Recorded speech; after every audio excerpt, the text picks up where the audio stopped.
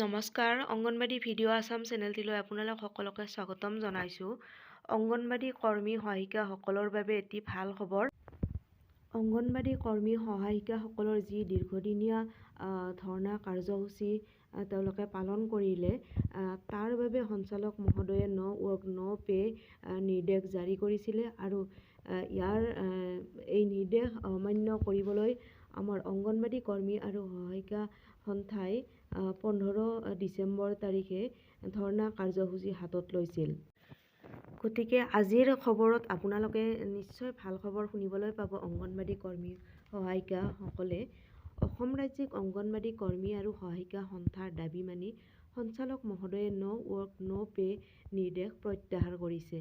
আৰু এয়া খবৰটো সঁচাকৈয়ে অংগনবাদী কৰ্মী সহায়িকাসকলৰ বাবে ভাল খবৰ। আৰু কৰ্তন কৰা মাননিৰ ধন বকেয়াসহ আদায় দিয়াৰ দাবী মানি লৈছে। সেয়েহে 15 ডিচেম্বৰ তাৰিখে ধৰ্ণা কাৰ্যসূচী অংগনবাদী কৰ্মী সহায়িকা সন্থাই উঠাই লৈছে। বন্ধু বান্ধৱীসকল, আপোনালোকে নিশ্চয় এই খবৰটি ইতিমধ্যে গম পাইছে। গতিকে অংগনবাদী কৰ্মী সহায়িকা সকলৰ বাবে এই খবৰটি সঁচাকৈয়ে ভাল খবৰ আৰু তেওঁলোকে এতিয়া ন ৱৰ্ক ন পে নিৰ্দেশ প্ৰত্যাহাৰ কৰিছে, যিহেতু তেওঁলোকে তেওঁলোকৰ প্ৰাপ্য মাননি আদায় কৰিবলৈ সক্ষম হ'ব।